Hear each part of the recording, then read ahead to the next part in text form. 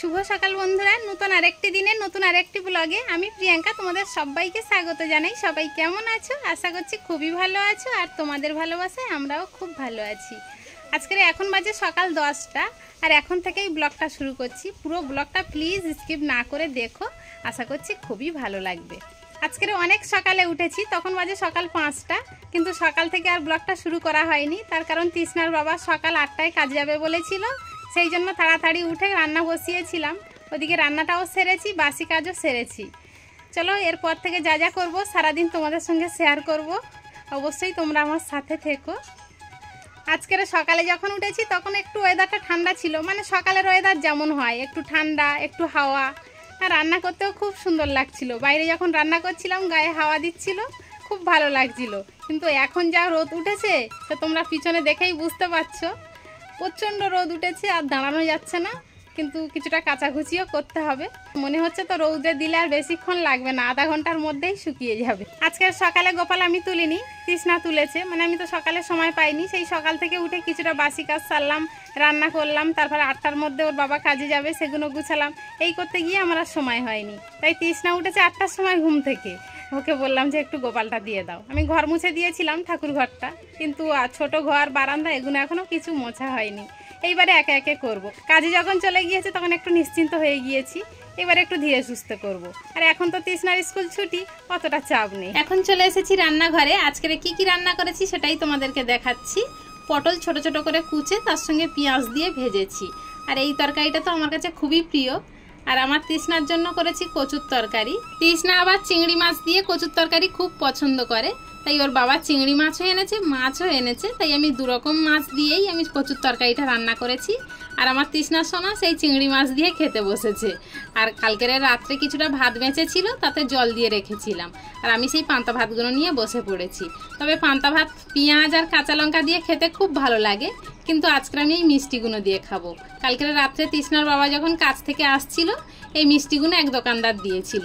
মানে একটা দোকান উদ্বোধন হয়েছে, সেই দোকান থেকে দিয়েছে। তৃষ্ণার বাবা তো মিষ্টি খায় না, আর তৃষ্ণাও অত পছন্দ করে না।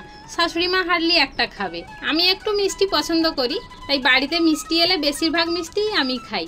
কি করব বলো, ফেলে দেওয়ার জিনিস তাই ফেলে দেবো, খাওয়ার তো জিনিস। তো এদিকে খাওয়া দাওয়া সেরে এখন ঘরে চলে এসেছি বিছানা তুলতে। সকালে বাইরের দিকের কাজ করতে গিয়ে বিছানাটা আর তোলা হয়নি।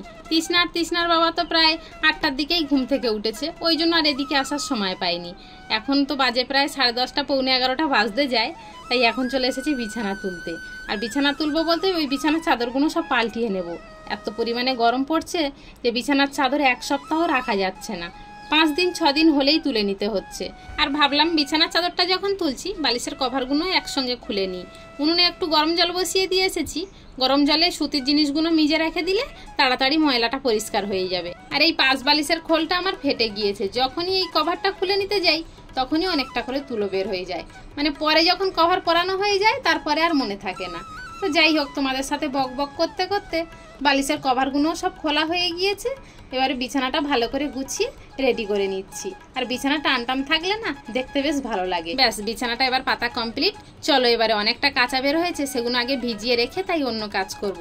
কিন্তু গামলা তুলতে গিয়ে দেখি যে এখানে কলা রয়েছে। তৃষ্ণার বাবা সকালে বাজারে গিয়েছিল আর এই কলাগুলো নিয়ে এসেছিল। তৃষ্ণার বাবা তো ধোঁয়া ধুলোয় অ্যাসিডের ধোঁয়ায় কাজ করে, সেই জন্য প্রতিদিন একটা করে কলা খাওয়ার চেষ্টা করে, যাতে শরীর থেকে সেই ধোঁয়া ধুলোগুলো পয়জানগুলো বের হয়ে যায়। ওই জন্য এক্সট্রা কলা এনে বাড়িতে রেখে দেয়। কাঁচার গামলাটা নিয়ে বাইরে বের হয়ে এসে দেখি আকাশের এরকম একটা মনোরম দৃশ্য। তবে এখন আকাশের দিকে তাকালেই এরকম একটা হালকা ব্লু কালারের রং, আর তার মধ্যে ভেসে বেড়ায় ওই সাদা তুলোর মতো মেঘগুলো। দেখতে ভারী সুন্দর লাগে। তোমাদের কেমন লাগে জানি না, আমার তো খুব সুন্দর লাগে বলে তোমাদেরকে একটু দেখালাম। তবে আজকের রোদও উঠেছে সুন্দর, ওই জন্য নারকেল গাছের পাতাগুলো চকচক করছে, দেখলে না? আমার কাচাকুচি করা কমপ্লিট, এবার একটু ধুয়ে নেওয়ার পালা। যখন এই কেচে ধুইতে যাই তখন আমার সেই ছোটবেলার কথাগুলো মনে পড়ে। আমার বাপের বাড়িতে জানো বড় বড় পুকুর, তখন মা যখন আমাদের কাচতে বলতো ওই পুকুরের ঘাটে বসে কেচে পুকুরের জলে ভালো করে ধুয়ে নিয়ে চলে আসতাম। আর বাড়িতে এসে যদি মা দেখতো ফেনা আছে, আবার পুকুর থেকে ধুয়ে আনতো। আর এখন সেই কথাগুলো মনে পড়ে, আর ভাবি যদি পুকুর থাকতো ভালো করে খেলিয়ে ধুইলে ফেনাগুলোও চলে যেত। এখন এই তোলা জলে ধোয়া, ভালোভাবে কি ধোয়া যায় বলো? যতই বারে বারে ধুই না কেন ফেনা তবু রয়ে যায়, আর এইভাবে ধুয়ে তো মন ভরে না। চলো সবকিছু ধোয়া হয়ে গিয়েছে, এবার একটু উজালা দিয়ে নেব।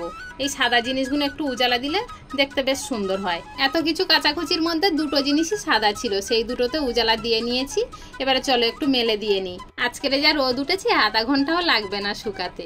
এই যে বিছানা চাদরটা দেখছো, আমি যখন কিনেছিলাম ভেবেছিলাম হয়তো ছোট হবে, কিন্তু না গো, খাটের থেকেও বড় হয়েছে। জামা কাপড়গুলো ওদিকে সব মেলে রেখে এখন বসে পড়েছি থালা বাসন মাজতে।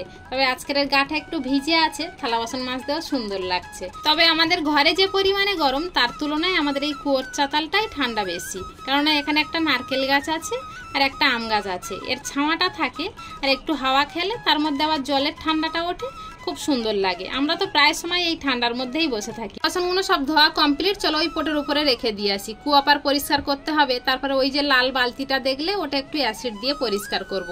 থালা বাসনগুলো যদি ওখানে থাকে অ্যাসিডের দাগ লেগে গেলে আবার বাজে দেখতে লাগবে, তাই ওখানে সরিয়ে দিয়ে এলাম আর এখন বালতিটা নিয়ে পরিষ্কার করতে বসেছি। এর আগে অ্যাসিড দিয়ে রেখেছিলাম। কুয়োর জলে প্রচণ্ড আয়রন, যে জন্য জিনিসপত্র এক সপ্তাহ ব্যবহার করা যায় না। এই বালতিগুলো যদি মেজে পরিষ্কার করি তার এক সপ্তাহ পরে আবার সেই আগেকার মতো রূপ চলে আসবে। এই আজকের এই অ্যাসিড দিয়ে সুন্দর করে পরিষ্কার করে নিয়েছি। তারপরে অনেকটা সময় পরে তোমাদের সামনে এসেছি। এখন বাজে সন্ধ্যা 7টা। তৃষ্ণাকে ওই মুড়ি আর মিষ্টি দিচ্ছি। তৃষ্ণা তো খেতে চাইছিল না, তাই জোর করে 2-4 গাল খাইয়েছিলাম। তারপরে কিছু সময় ওকে পরিয়ে উঠে বালিশের কভারগুলো সব শুকিয়ে রাখা ছিল, সেইগুলো এখন বালিশে আবার পরিয়ে দিচ্ছি। রাত্রে শুতে হবে, আর ওইভাবে শুলে তো ঘামের দাগ লেগে যাবে। এদিকের সব কাজ গুছিয়ে রেখে তারপরে সবাইকে খেতে দিতে হবে। তাহলে চলো আজকের ব্লগটা এখানেই শেষ করছি। দেখা হচ্ছে নতুন দিনের নতুন একটা ব্লগের সঙ্গে। ততক্ষণ পর্যন্ত সবাই ভালো থেকো, সুস্থ থেকো আর অলওয়েজ হ্যাপি থেকো। আর হ্যাঁ, আমার কথা মনে রেখো। টাটা।